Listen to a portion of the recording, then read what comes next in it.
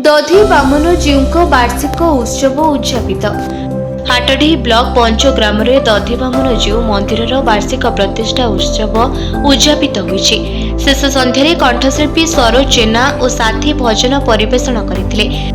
आनंदपुर विधायक अभिमन्यु सेठी, ब्लॉक अध्यक्षा सावित्री सेठी, आनंदपुर ब्लॉक अध्यक्षा अंजना बारिक, मंदिर कमिटीर प्राणवल्लभ पाढ़ी, ब्लॉक उपाध्यक्ष रतिकांत राउत, अशोक पुहाण, कमललोचन विशाल अतिथि भाव जोगदे मंच ग्रामर भाईचारा नियारा बोली मत देइथिले। अपराह्न यज्ञर पूर्णाहुति दिया जाइथिला।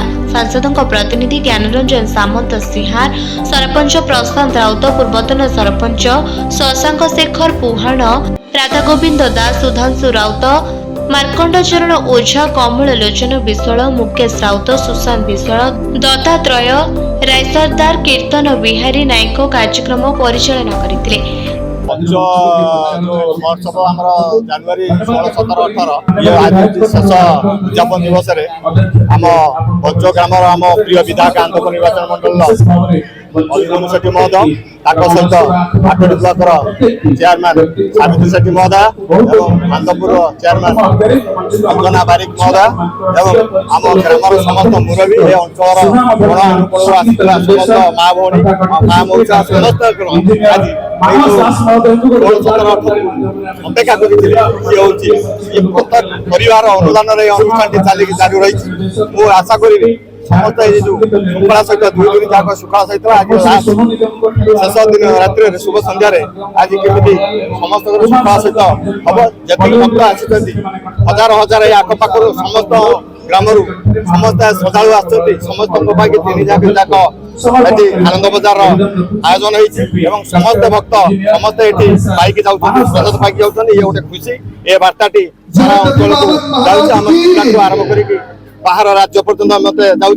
ये जो दधी पंचकर मंदिर प्रतिष्ठा महोत्सव जहाँकि पंचर महोत्सव बोली आखपाखे बहुत शोभा पाए और परिचित लाभ कर 14 वर्ष अतिक्रांत पर यह हूँ 15तम वार्षिक महोत्सव। जदि देखिए पंच गाँव में केवल नुह से पंच आखपाखे जिते खंड गाँ अच्छी सब आखपाख गाँव में बहुत सुनाम अच्छी।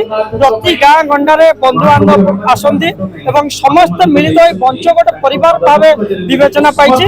आपन जदि देखिए दीर्घ 3 दिन धरी दिन 10टा राति 12टा पर्यंत गोटे रोषशाला समस्त प्रसाद सेवन करती और 3 दिन धरी भजन संध्या कार्यक्रम अनुष्ठित होशार सुनामधन्य गायिका इना महांती भी गतकाली आसते संगीत परिवेशन कले हजार हजार श्रद्धालु आसी उपभोग कले।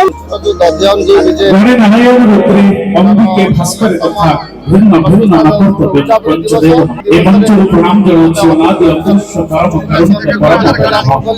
मन्नथ मन्नथ मन मुकुंद सच्चिदानंद अशरण शरण पद्म कलाश लोचन करुणा करुणालय जगत नाथ जगबंधु जगन्नाथ पदार विकारी ए मंचर प्रणाम जनाउछि। आनंदपुर निर्मल चंद्र राणों का रिपोर्ट निरपेक्ष न्यूज।